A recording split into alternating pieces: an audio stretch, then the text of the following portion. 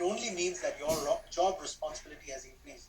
You are an invaluable member of that team. But it also means you'll have to work that much more harder.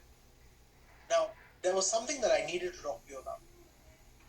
Because you're going to be working so much more, I want you to make sure that you have the right income protection in place. Because you have to remember, in case your income stops, we have a problem, right? So let's make sure you've got the right income protection in place. Now, some of you would call this product critical illness. Right? I call it income protection. I'll tell you why. When I asked a client once, would you like to buy some critical illness? It just didn't sound right. Right? He told me, he's like, Sanjay, which critical illness are you giving me? My wife already gave me the heart attack. And that's when I realized I need to change the way we talk about our products. Right? And then I changed it from critical illness to income replacement. Right? Would you like to replace your income? And I had a client who gave me feedback and said, Sanjay, tell me something. Who likes to get replaced? Nobody. So why do you call it income replacement? And that's when I started to use the word income protection, right? Making sure that our clients understand that their income needs to be protected. And I use a simple concept to explain that, right? Mr. Client, I was looking in my garden and I noticed that there's a strong tree. But that tree is strong because the roots are strong. If you cut the top of the tree, but the roots stay, the tree will grow back. But if I cut the roots, the tallest tree will fall down. The tree is what we call assets. The roots is what we call your income. If your assets get destroyed, as long as you've got a good, strong income, your assets will grow back. But if your income gets destroyed, the strongest of assets will fall down.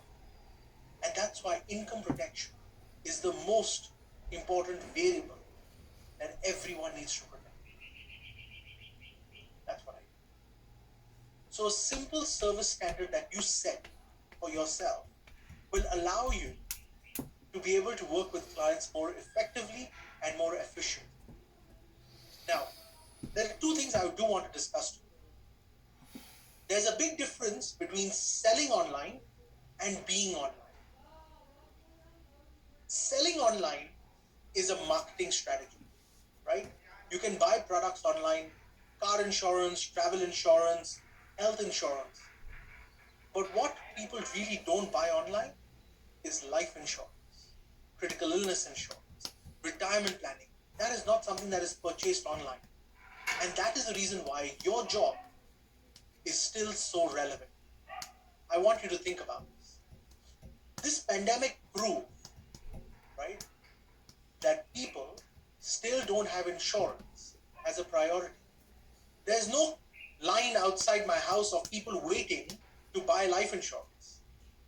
That hasn't happened. And that just proves that pandemic or no pandemic, people still need an advisor like you. Ladies and gentlemen, let me be very clear. I'm not a trainer. I'm not a speaker. I'm an advisor just like each one of you. I'm sitting with clients every day. I'm talking to clients every day. And I'm selling insurance every day. And the conversation is very simple. They don't know why they need insurance. This pandemic proved that even when people were falling sick, insurance was not their priority. Even when people are dying, insurance is not their priority. Sanjay, it won't happen to me. That is still the most common objection I get. Can you imagine that? This pandemic proved age, gender, religion doesn't matter. You can get sick. You can fall sick. There's a virus out there. This pandemic proved it, and people still don't understand the importance of insurance. So there's a big difference between selling online and being online. Using technology as a tool to communicate is fantastic. But I promise you one, there is a certain amount of time that you don't spend being online. Get down, pick up the phone, talk to people. They need to hear your voice. They need to know that you are there for them. And that is what you have been awarded for today. A service standard. You have been recognized for that contactability that you have had. Don't lose that advantage that you have today. You have technology on your side as tools to use, but don't depend on them for sales. There's a big difference between communication and sales. Communicating with your clients allows you to stay in touch with them. But sales comes from your activity. Doing a presentation with your client, talking about insurance, talking to them why they need insurance, why they need to do financial planning, why they need to save for retirement, why they need to save for their kids' education. If the why is strong, the how, the what doesn't matter. And the day you understand this, it will change the way you position yourself. A simple question that you have to answer. Why should a client work with you? We've got more than 1,500 people today. I have the choice to choose between 1,500 financial advisors. Who should I choose? Tell me why. And it's exactly the same question that's going on in your client's mind. Why should I work with you? And if you understand that, it will change the way you run your practice. Guys, each one of you is a business owner by yourself. You run a business. You represent a very strong company. So it's not the product that's a problem. It's not the company that's a problem. The premium is pretty much standard throughout the industry because it's very competitive. So it's not about price. It's not about product. It's not about your company. It only comes down to one variable that will make sure that you're successful or not. And that is you. Now today you've been awarded the highest service standard. But that service standard, one, has to be maintained. And the only way to maintain that is if you also keep doing your sales. Because the service doesn't pay you, it brands you. But the sales is what pays you. So it's a combination, it's a very fine line to identify what do I spend more time doing.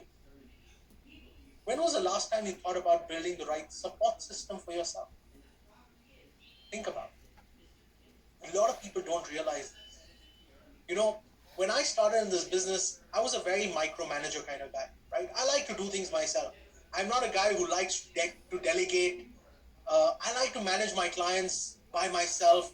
You know, I want to make sure I'm wishing them on their birthdays. I make sure I'm wishing them on their anniversaries.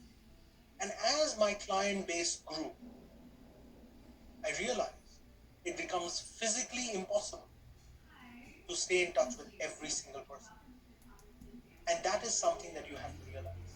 As you grow in this business, you need to build the right system and the right support in place to manage relationships. Your company is already going out of the way, giving you systems that you can use to stay in touch with your clients. Utilize this technology, utilize these tools to save time. Because at the end of the day, you only get paid for sales. But the service is so important because if you give bad service, your sales automatically drop. You give good service, right? It doesn't mean that your sales will automatically increase. No. You have to have a system to convert good credibility that you have built as a service standard into sales. And the best way to do that is to get recommended.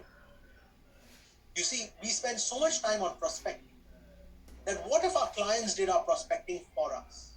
Think about it.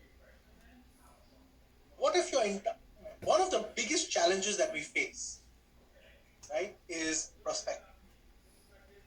I've asked financial advisors all over the world, and they tell me, Sanjay, my number one problem is prospecting. And I realized it is not prospecting.